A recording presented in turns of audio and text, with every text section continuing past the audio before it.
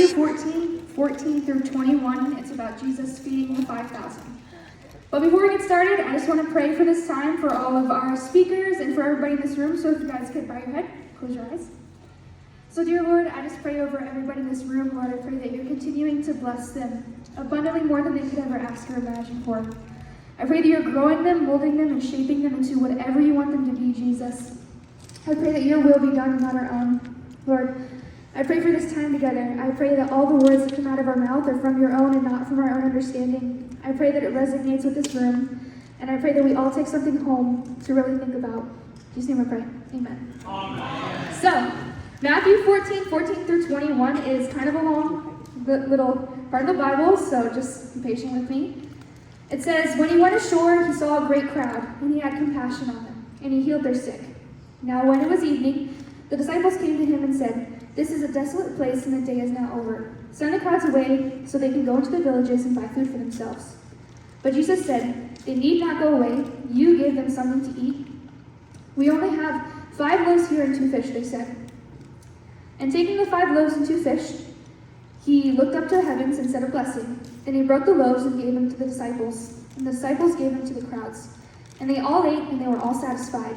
They then took up 12 baskets full of broken pieces left over, and those who ate were about 5,000 men, besides women and children.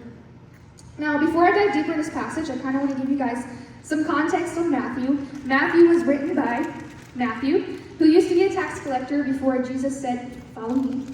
It was written to the Jewish people of that day, and it was an in-person observation of Matthew. Because Matthew was following Jesus, he was able to write down exactly what he saw.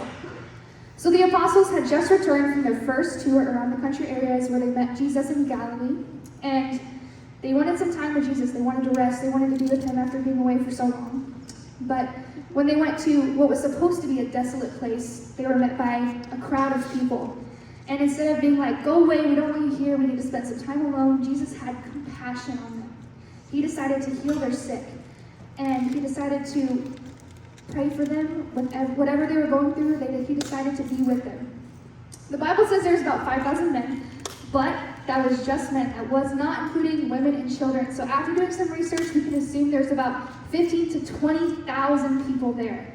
That is a lot of people. And I don't know if you guys know, 5 loaves and 2 fish could not feed 20,000 people.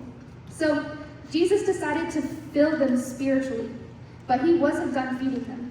He decided to feed them physically.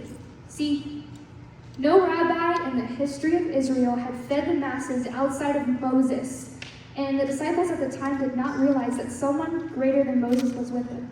So there's 2 things I want to talk about: what the people had and what Jesus had. Because I feel like sometimes after reading this passage, we just think, okay, well, the people had 5 loaves and 2 fish, but Jesus had something also that he used. The people had 5 loaves and 2 fish, and he gave them to Jesus, but only after Jesus asked for them. The people didn't have faith that Jesus was going to provide. Jesus had to ask for them to trust him. But Jesus had the unexplainable and the uncontainable power to work miracles. Not only that, after he fed 20,000 people, he had 12 leftover baskets that they could take home to their families. Not only did he feed them, but he gave them abundantly more than they could have ever asked or imagined for. I feel like that's something we talk about a lot at the church. It's Ephesians 3, 20 through 21. But one main important thing I want to talk about that I feel like is kind of skipped over in this passage is he says, bring it here to me. He said, bring it here to me. Matthew 11, 28. Come to me, all who are weary and burdened, and I will give you rest. Not only that, after he says, bring it here to me, he then orders the crowd to sit down. He says, bring whatever it is you're going through and lay it down at my feet. Get humble, get low. Jesus knew the crowd would have their spiritual and physical needs met when they sat and rested at his feet. Jesus was demonstrating that it isn't by our own power or our own strength, but it is by the Spirit that we are filled. And I'm going to tell you guys a story about relying on God and trusting him and giving him what I had. So a few months ago, my car broke down. Anybody here who drives a car, you know they're not easy to rely on. Sometimes they break down. Gas prices go up, you know. Running low on money. So my car broke down and I had $300 to my name. Okay, to you that might seem like a lot. To car, it's not. So I ended up taking it to the car dealership and they said it was gonna be $4,000 to fix my car. I don't know about you guys, but that's enough money to buy a new car. It's not worth putting in $4,000 to fix a car. And I was actually going on a trip with the school. We were going to West Virginia. It was kind of like a spiritual retreat for 3rd and 4th years. So what I did was, even though I didn't have the money, I took my car to the dealership. I gave them the keys. I prayed to God that whole weekend.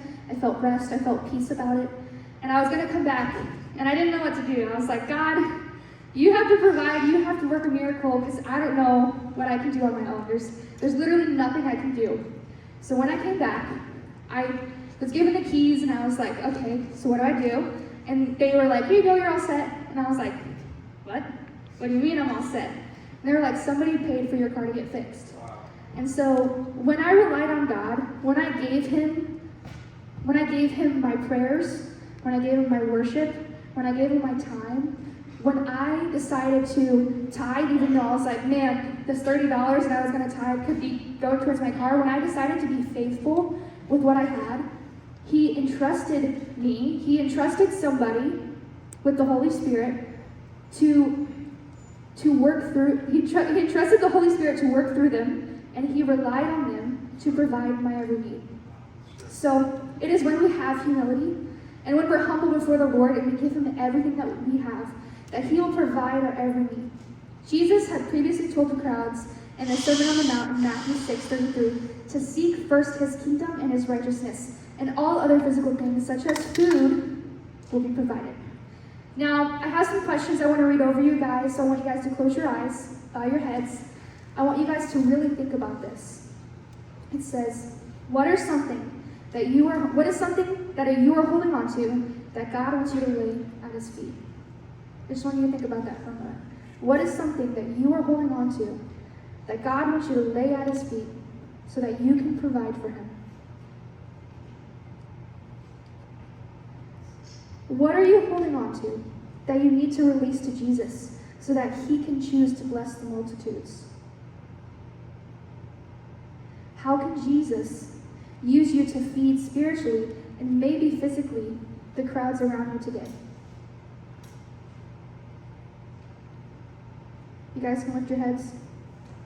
We may not have fish, and it may not even be bread, but we have something that Jesus can use to multiply to benefit others.